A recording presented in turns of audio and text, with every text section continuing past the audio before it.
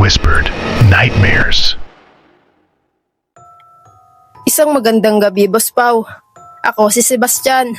I-share ko lang po ang isang karanasan na hanggang ngayon ay hindi ko pa rin maipaliwanag ang nangyari sa akin noong taong 2019 sa may bahagi ng Sierra Madre na sakop ng Barangay Daraitan sa Tanay Rizal.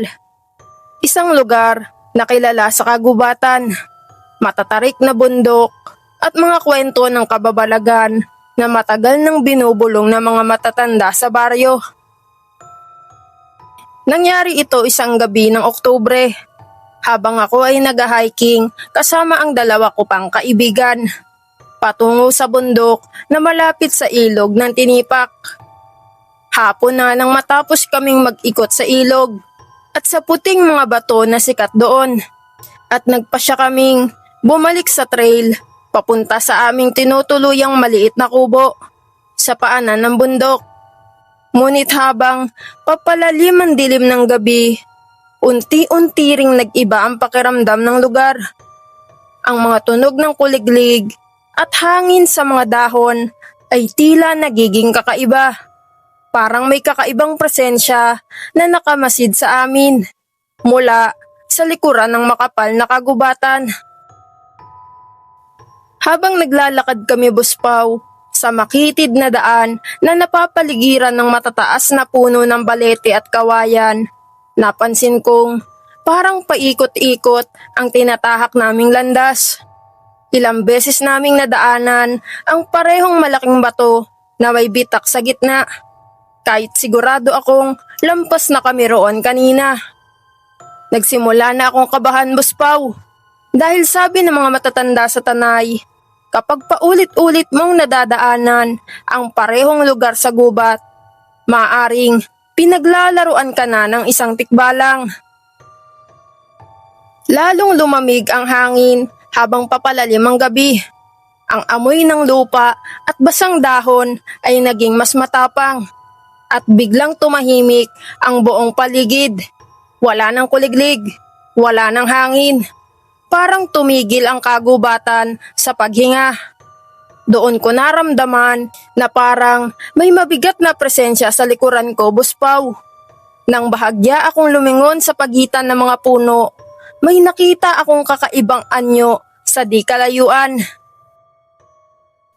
Sa ilalim ng mahinang liwanag ng buwan na sumisilip sa pagitan ng mga sanga, nakita ko ang isang napakataas na nilalang na nakatayo sa pagitan ng dalawang punong balete.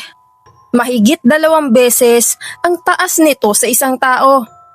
Ang katawan nito ay parang tao, ngunit mahaba at payat, habang ang ulo nito ay malinaw na ulo ng kabayo. Ang mga mata nito ay tila kumikislap sa dilim, at ang mahahabang buhok nito ay gumagalaw kahit walang hangin. Ang mga paa nito ay tila baligtad ang mga tuhod, at habang nakatayo ito roon, ay tila pinagmamasdan lamang kami.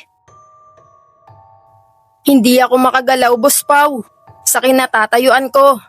Ramdam ko ang bigat ng takot na parang may humahawak sa buong katawan ko.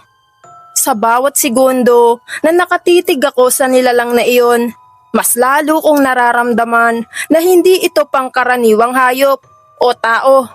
Isa itong tikbalang, ang minsang nilalang na matagal ko nang naririnig sa mga kwento, ngunit ngayon ay nakita ko mismo sa harap ng aking mga mata. Maya-maya pa, Boss Paway, gumalaw ito ng napakabilis, halos parang usok na dumaan sa pagitan ng mga puno. Bigla na lamang itong nawala sa lugar na kinatatayuan nito. Ngunit kasabay noon ay may narinig akong mabibigat na yabag sa paligid namin. Parang may umiikot sa amin sa loob ng kagubatan.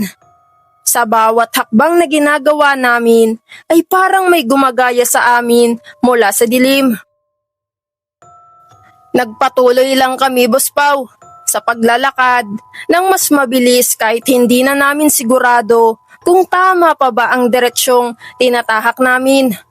Ngunit sa kabila ng aming paglalakad ng matagal, Paulit-ulit pa rin naming nadadaanan ang parehong puno ng balete at ang parehong bato na may bitak sa gitna. Doon ko na naintindihan na hindi kami basta naliligaw. Parang may nilalang na sadyang inililigaw kami sa kagubatan. Lumipas ang halos isang oras na paikot-ikot kami sa parehong lugar hanggang sa biglang bumalik ang tunog ng mga kuliglig at hangin sa paligid. Parang biglang nagising ang kagubatan mula sa pagkakatulog nito. Nang tumingin kami sa unahan, nakita namin ang pamilyar na trail na papunta sa kubo na hinahanap namin kanina pa, Buspaw. Kinabukasan, nang ikwento namin sa isang matandang residente ng Barangay Daraitan ang nangyari, sinabi niya na matagal nang may mga nagkikwento tungkol sa isang tikbalang na nakatira sa bahaging iyon ng Sierra Madre. Ayon pa sa kanya, may mga gabi raw talaga na inililigaw nito ang mga taong dumadaan sa gubat, lalo na kapag napapadpad sila sa lugar na itinuturing nitong teritoryo. Hanggang ngayon, Buspaw, tuwing naaalala ko ang gabing iyon sa Tanay, malinaw pa rin sa isip ko ang itsura ng nilalang na nakita ko sa pagitan ng mga puno. Hindi iyon guni-guni, hindi rin kwentong imbento lamang ng takot.